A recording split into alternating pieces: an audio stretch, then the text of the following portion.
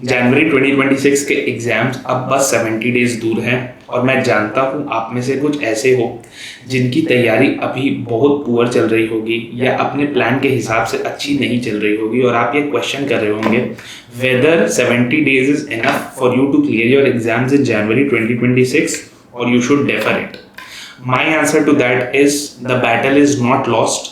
अभी भी इस 70 डेज के अंदर आप एग्जाम क्लियर कर सकते हो और इस वीडियो में मैं यही डिस्कस करने जा रहा हूँ। जस्ट वन थिंग, ऑब्वियसली मैं ये अज्यूम करके चल रहा हूँ कि आपने अपनी क्लासेस अच्छे तरीके से की है या फिर अगर आपने सेल्फ स्टडी किया है तो आपने एटलीस्ट एक बार सिलेबस को सेल्फ स्टडी करके रखा हुआ है। आइए आ जाते हैं कि आपको एग्जैक्टली क्या क्या करना है इस 70 डेज में and trust me you will find कि 70 डेज के अंदर आप एग्जाम क्लियर कर पाओगे। सबसे फर्स्ट इज सही प्लान बना लो यार। इस 70 डेज का सही प्लान बना लिया ना तो वहीं पर आप एग्जीक्यूट कर पाओगे, वरना तो आप एग्जीक्यूशन भी नहीं कर पाओगे। फर्स्ट ऑफ ऑल ये समझ करके चलो कि 5 जनवरी को आपके फाइनेंशियल रिपोर्टिंग के पेपर है। 4 दिन आपको उसके रिवीजन के लिए लगेंगे तो इफेक्टिवली आपके पास 70 नहीं 66 डेज है। इस 66 डेज को अभी अपने लोग डिवाइड कर देते हैं 42 एंड 24 में। 2 रिवीजन करना है। फर्स्ट रिवीजन लगभग 42 डेज का रहेगा, सेकेंड रिवीजन 24 डेज का रहेगा। क्या करना है, किस सीक्वेंस में करना है, सब चीज डिस्कस करते हैं। ठीक है, सबसे फर्स्ट है जब 42 डेज है और 6 सब्जेक्ट्स है तो प्लीज यूनिटरी मेथड लगा के सबको 7-7 दिन मत दे देना। अभी तुम्हें असेस करना है कि तुम्हारी किस सब्जेक्ट के अंदर किस पोजीशन पर तुम खड़े हो। फॉर एग्जाम्पल हो सकता है कि आपका FR स्ट्रॉन्ग होल्ड हो तो FR को कम टाइम दो, ऑडिट अगर वीकर है तो उसको ज्यादा दो। At the same time IBS जैसा पेपर माइट नॉट नेसेसरी कि 10-11 दिन डिमांड करे, तो वो आपको समझना है। मेरा आइडियल कॉम्बिनेशन मैं तुमको बता देता हूँ कि क्या है कि FR से स्टार्ट करो अलॉन्ग विथ ऑडिट। ओके, इनको लगभग आप फर्स्ट रिवीजन के अंदर जो 42 डेज है इसमें लगभग आप आराम से 16 डेज दो, बिकॉज ये दोनों बहुत हैवी सब्जेक्ट्स है। लेकिन इन दोनों का कॉम्बिनेशन मैंने क्यों दिया, FR is practical numbers oriented, audit is theory, memorising बहुत ज्यादा करना रहेगा। ठीक है, नेक्स्ट कॉम्बिनेशन कौन सा ले लो। हो सकता है कि आपको दोनों ऐसा नहीं है कि सेम डे पर ही खत्म होंगे, वो थोड़ा सा प्लस माइनस रहेगा, उतना आप कस्टमाइजेशन कर लेना। नेक्स्ट है आप AFM ले लो और AFM के संग में डायरेक्ट टैक्स उठा लो। अब कैसा है, AFM उतना ज्यादा वॉल्यूमनस नहीं है जैसा FR या डायरेक्ट टैक्स है, तो वो इम्प्लाइड है कि जब भी खत्म हो जाएगा तो नेक्स्ट कॉम्बिनेशन जो मैं आपको दे रहा हूँ IDT एंड IBS का, तो आप यहाँ पर उसको स्टार्ट कर देना जब भी आपका AFM खत्म हो जाएगा।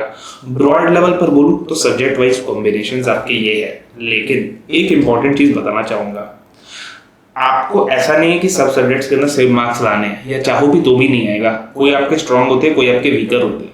जो आपके स्ट्रॉन्गर सब्जेक्ट्स है उनके अंदर कोशिश करो कि आप इस तरीके से तैयारी करो कि वो आपके वीकर सब्जेक्ट्स के थोड़े लेसर मार्क्स को भी कॉम्पेंसेट कर पाए। जैसे मैं आपको बताता हूँ, FR यहाँ पर एक सब्जेक्ट है जो कि बहुत स्कोरिंग भी है, प्रैक्टिकल भी, और फर्स्ट पेपर तो आपके पास 4 से 5 दिन रहेंगे रिवाइज करने को। तो FR को प्लीज अच्छे से करो यार। अगर इसके अंदर आपने अच्छे मार्क्स ले, फॉर एग्जांपल आपने 60+ ले, तो आपके दूसरे सब्जेक्ट्स के ऊपर बर्डन कम हो जाएगा। सिमिलरली यहाँ पे AFM है। AFM अगेन एक ऐसा सब्जेक्ट है जो कि बहुत स्कोरिंग है, सही तरीके से पढ़ लिया ना तो आराम से 60 या 70 भी प्लस कर जाओगे। एंड यहाँ पर IDT है। फॉर दैट मैटर देखो IDT DT दोनों ही ऑलमोस्ट सेम ही है, लेकिन स्टिल मैं ये मानता हूँ, मेरी पर्सनल थिंकिंग है कि DT स्लाइटली टफर, तो मैं कहूँगा कि IDT को आप अपना थर्ड रख करके रखो कि इन 3 सब्जेक्ट के अंदर मुझे बहुत अच्छे से स्कोर करना है, ताकि मेरे बाकी 3 के अंदर, मैं ये नहीं बोलता हूँ खराब करना है, लेकिन बाकी 3 के ऊपर मेरी बर्डन कम हो जाए। बिकॉज अब जो 70 डेज बचे हैं वो इसको सोचने में नहीं निकालना है कि सबके अंदर महारथी बनना है, अब बस एग्जाम कैसे क्लियर करना है वो सोचना है। ये हो गई सब्जेक्ट वाइज कॉम्बिनेशन की बात। भाई सब्जेक्ट जब पढ़ेंगे तो पढ़ेंगे कैसे, मैं आपको क्लियरली बताता हूँ। ABC एनालिसिस फॉलो करो एंड उसके अंदर भी जो कैटेगरीज A है और B है इन्हीं के ऊपर मेजर फोकस रखो। एट द सेम टाइम, अच्छा मेजर फोकस क्यों, बिकॉज आपके लगभग 75 मार्क्स इन्हीं से बनते हैं। At the same time focus entirely रखो कि किसी भी चैप्टर को करने के बाद पास्ट में ICAI ने उस पर कैसे क्वेश्चंस पूछे उसको अपने लोगों को समझना है।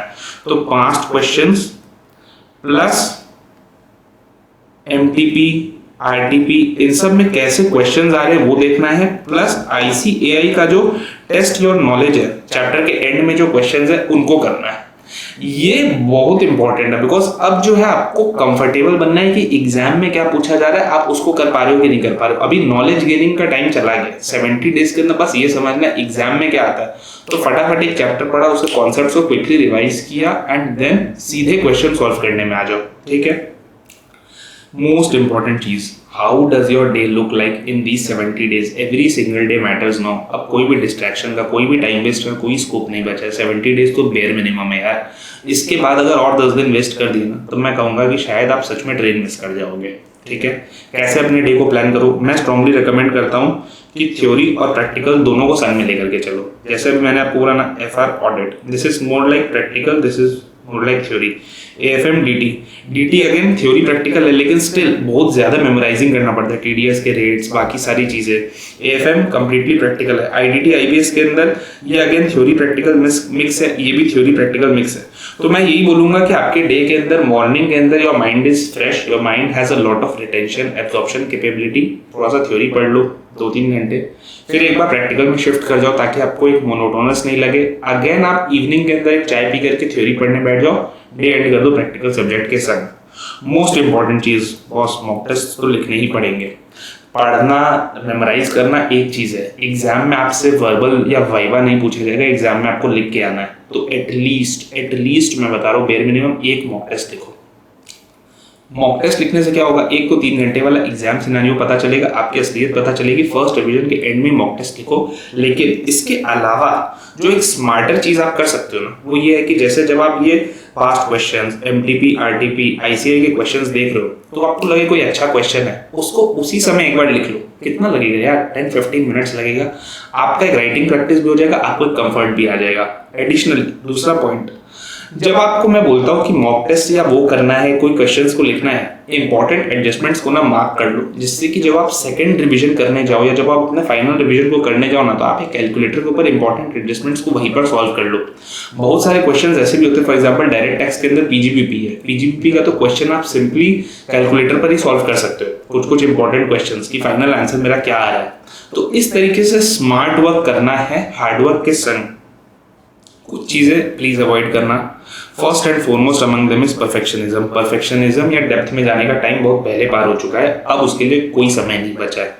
सेकंड इज टैक्स के अंदर, DT IDT के अंदर लोग ये बेवकूफी कर जाते हैं कि वो अमेंडमेंट्स को एंड के 1.5 डेज के लिए छोड़ देते हैं। प्लीज ऐसा मत करिए, अमेंडमेंट्स लास्ट के लिए मत छोड़िए, अमेंडमेंट्स को अभी पढ़ते पढ़ते करिए, बिकॉज इंस्टीट्यूट उन्हीं के ऊपर फोकस करेगा।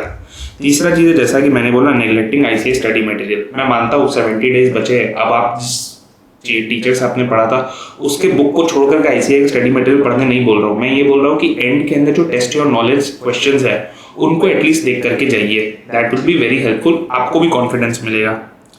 प्लीज इस 70 डेज के अंदर जितना हो सके अपने डिस्ट्रैक्शंस को कम कर दो। मैं ये नहीं बोलता हूँ कि फोन वोन सब छोड़ दो, लेकिन जहां तक हो सके स्क्रीन टाइम को, सोशल मीडिया को मिनिमाइज कर दो। This will be beneficial for you. जितना मैक्सिमम टाइम कोशिश करो एक दिन के अंदर 14 से 15 आवर्स पढ़ने का, अगर हो सके आपके लिए। तो वो आप कैसे करोगे, जब आप अपने दूसरी चीजों को कम करोगे, क्योंकि आपको at the end of the day 7 to 8 hours sleep भी लेनी है, so that you are healthy by the time of the exam. Last but not the least, please maintain your physical health. 10 से 15 मिनट्स का एक evening में walk करो या morning में वॉक करो। Eat healthy food, don't eat food that is very starchy, या जो आपको ड्राउजी करे, जो आपके एनर्जी को सक कर ले। ऐसा खाना खाओ जो आपको कॉन्सेंट्रेशन को बढ़ाए, आपको फ्रेश रखे during the day. Stay hydrated. Last but not the least, don't panic, stay relaxed, give your best foot forward. ये 70 दिन जो है, जैसा कि शाहरुख खान ने चक दे इंडिया में कहा था कि ये 70 मिनट तुमसे कोई नहीं छीन सकता है, अपने आप को ये बोलो कि ये 70 दिन तुमसे कोई नहीं छीन सकता है। एंड अभी भी पॉसिबल है कि इस 70 डेज में आप सही तरीके से अगर पढ़ो, काम तरीके से पढ़ो, you can clear the exams. All the best and I am there to help you whatever I can.